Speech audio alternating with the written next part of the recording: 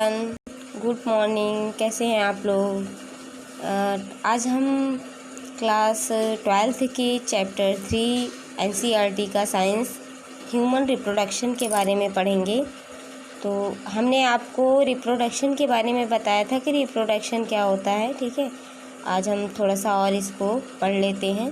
देखिए, रिप्रोडक्शन क्या होता है कि ये प्रजनन है। ठीक है, और प्रजनन में जो है जब मेल और फीमेल दोनों मिलते हैं तो जो ओवम तैयार होता है, जो गैमेट कंप्लीट होता है, उसी का जो फॉर्मेशन होता है वो हमारा क्या कहलाता है? रिप्रोडक्शन। ठीक है, और रिप्रोडक्शन में क्या होता है कि जनरेशन को आगे बढ़ाना, ये रिप्रोडक्शन कहलाता है। तो आज हम रिप्रोडक्शन में मेल रिप्रोडक्शन के बारे में पढ़ेंगे कि मनुष्यों का रिप्रोडक्शन, मानव रिप्रोडक्शन, उनका प्रजनन किस तरह होता है। ठीक है, तो आप देख रहे हैं कि the male reproductive system is located in the pelvic region. आपको डायग्राम भी नीचे दिखाया जाएगा। ठीक है, it includes a pair of testis along with accessory ducts, gland and external genitalia. ठीक है, तो देखिए, जो मनुष्य का प्रजनन होता है, उनका जो सिस्टम होता है वो पेल्विक रीजन में वहाँ पे रहता है। और ये एक पेयर टेस्टिस होता है जो लॉन्ग होता है, और हमारे एक्सेसरी डक्ट में वो जो ग्लैंड होता है वहाँ पे होता है। ये एक्सटर्नल जेनिटेलिया होता है। ठीक है, ये बाहर से हमें दिखाई देता है टेस्टिस। और आप देख रहे हैं डायग्राम आपको दिखाया जा रहा है, देख रहे हैं आप डायग्राम? अच्छे से देखिए। देखिए, इसमें ये आपको दिखाया गया है, डायग्मेटिक सेक्शन दिखाया गया है। मेल का पेल्विक शो कर रहा है। इसमें रिप्रोडक्टिव जो ग्लैंड्स, पेनिस है, यहाँ से ये एक्सटर्नल होता है, और ये जो टेस्टिस होता है, देख रहे हैं आप डायग्राम को अच्छे से। अब हम डिटेल कर लेते हैं। तो क्या होता है कि the testes are situated outside the abdominal cavity within a pouch called scrotum। जो टेस्टिस होता है ये हमारी बॉडी के, हमारा जो एब्डोमिनल होता है कैविटी, पेट का जो होता है, उसकी साइड एक पाउच होता है और इसको हम कहते हैं स्क्रोटम। ठीक है, तो स्क्रोटम मदद करता है हमें लो टेम्परेचर, ठीक है, टेस्टिस का जो टेम्परेचर होता है उसको लो रखने में ये हेल्प करता है। और इनका टेम्परेचर जो है 2 से 2.5 degree Celsius lower than the normal internal body temperature. इनके बॉडी का जो टेम्परेचर होता है उन्हें नॉर्मल करता है। ठीक है, तो नेसेसरी फॉर स्पर्मेटोजेनेसिस, ये क्रिया होती है, इनकी आवश्यकता होती है।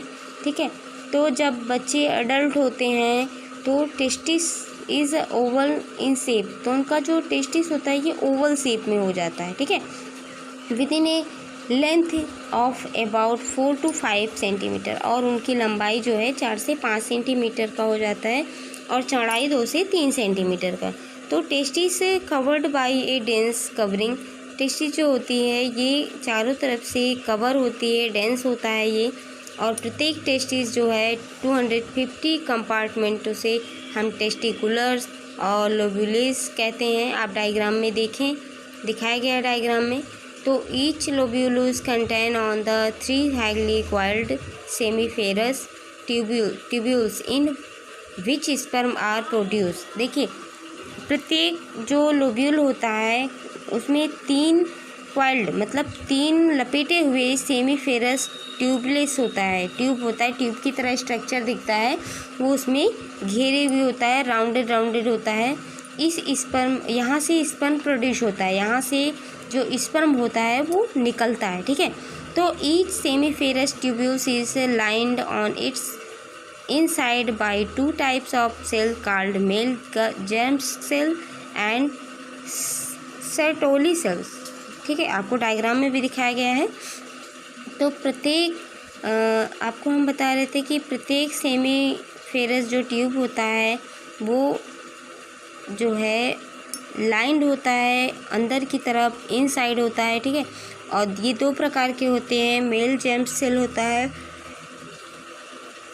और सर्टोली सेल्स होते हैं। ठीक है, तो the male germ cells undergoes mitosis division finally leading to sperm formation. और ये मेल जर्म सेल जो होते हैं ये अंदर की तरफ माइटोसिस डिवीज़न करते हैं और फाइनली ये क्या करते हैं, स्पर्म का फॉर्मेशन करते हैं। ठीक है, माइटोसिस डिवीज़न में क्या होता है कि जिस तरह एक सेल डिवाइड होकर 2 सेल में कन्वर्ट होता है और 2 से 4, 4 से जो है ऐसे बढ़ते जाते हैं, इसी तरह ये माइटोसिस जो है डिवीज़न होता है। आपने पढ़ा होगा माइटोसिस डिवीज़न।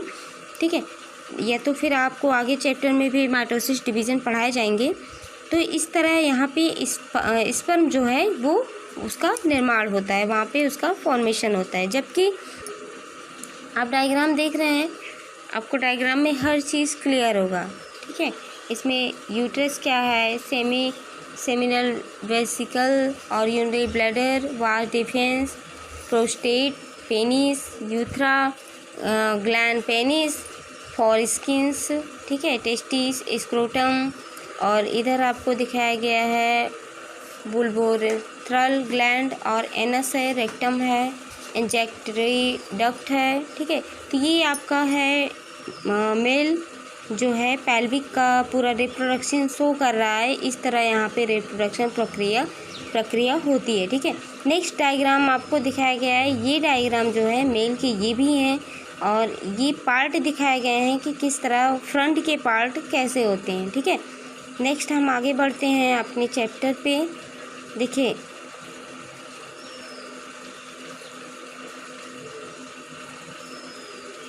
डायग्राम आपको समझ में आ गया होगा। अब देखिए हमने आपको अभी बताया कि 2 प्रकार के सेल जो माइटोसिस करते हैं उनका फॉर्मेशन यहाँ पे स्पर्म बन गया, जबकि स्क्रोटली सेल जो होते हैं ये प्रोवाइड करते हैं न्यूट्रिशन को। और ये क्या करते हैं, ये सेल को जो है न्यूट्रिएंट पोषण देते हैं, न्यूट्रिशन उनका करते हैं। तो the region outside the seminiferous tubules called interstitial space. यहाँ पे देखिए जो बाहर की तरफ सेमीफेरस ट्यूब्यूल्स होते हैं वो उन्हें हम कहते हैं इंटरस्टिशियल स्पेस। ठीक है, तो contain small blood vessels and interstitial cells और लेडिक सेल्स, ये इनके नाम होते हैं। ठीक है, आपको डायग्राम में भी दिखाया गया है। तो लेडिक सेल्स जो होते हैं ये सिंथेसिस करते हैं और यहाँ पे सीक्रेट होता है टेस्टिकुलर हार्मोन्स। ठीक है, जो टेस्टिस के हार्मोन्स होते हैं यहाँ पे वो जो है उनका सीक्रेट होता है, वहाँ पे वो निकलते हैं। ओके, तो एंड्रोजेंस, जिन्हें हम एंड्रोजेंस हार्मोन कहते हैं, उन हार्मोन को हम एंड्रोजेंस कहते हैं। ठीक है, तो other immunologically compartment cells are also present. तो यहाँ पे बहुत सारे और भी सेल्स हैं जो प्रेजेंट होते हैं, दूसरी सेल्स भी होती हैं। आगे हम बढ़ते हैं अपने, देखते हैं कि जो मेल सेक्स एसेसरी डक्ट होता है इंक्लूड रेड टेस्टिस, वास इफ्रेंटिया, ठीक है, एपिडाइमिस एंड वास डिफेंस। ये आपको डायग्राम में भी दिखाया गया है 3.8 में।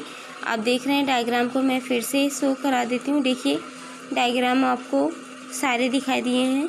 ठीक है, तो ये सारे जो हैं मेल सेक्स डक्ट होते हैं। ठीक है, और seminiferous tubules of the testis open in the vasa efferentia through rete testis. ये क्या करते हैं, सेमीफेरस ट्यूब्यूल्स होते हैं, ये आपका टेस्टिस को जब ओपन होता है तो वहाँ पे vasa efferentia through the rete of testis. तो वहाँ पे वासा इफ्रेंटिया आपको डायग्राम में भी दिखा है, वासा इफ्रेंटिया।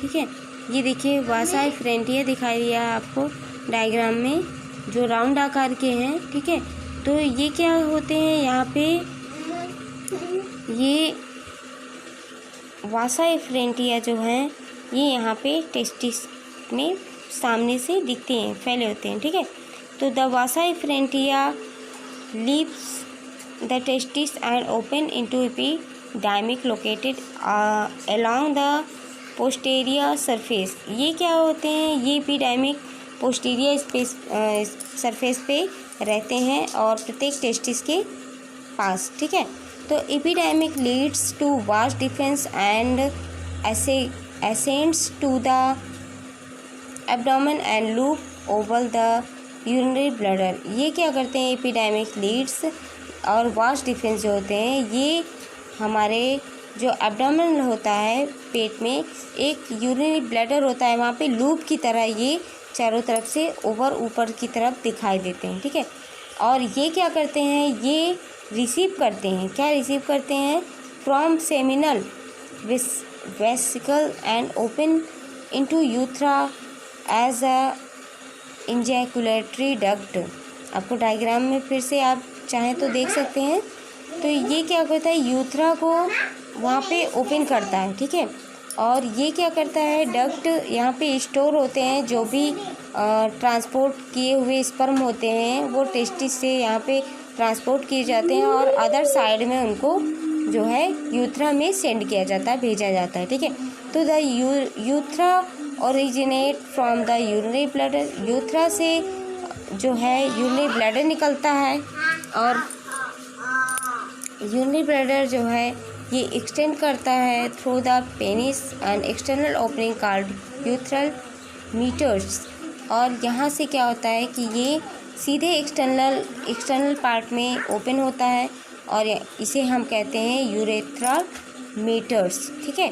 इतना आपका फंडा क्लियर हो गया। डायग्राम फिर से एक बार देख लीजिए आप लोग। डायग्राम में यूथ्रा आपको दिखाया गया है, बीच में है येलो कलर की, टेस्टिस आपको दिख रहा है रेड कलर का राउंडेड है, फोर स्किन भी दिख रहा है, ठीक है, ग्लैंड पेनिस भी आपको दिख रहा है और आपका सेमिनल वेसिकल्स भी दिख रहे हैं येलो कलर की। यूरिनरी ब्लैडर आपको राउंड आकार की सबसे ऊपर दिख रहा है, यूथ्रा आपका दिख रहा है, ठीक है। वास्ट डिफेंस है जिससे स्पर्म जो है सेंड किए जाते हैं, ठीक है। तो आपका ये फंडा क्लियर हो गया।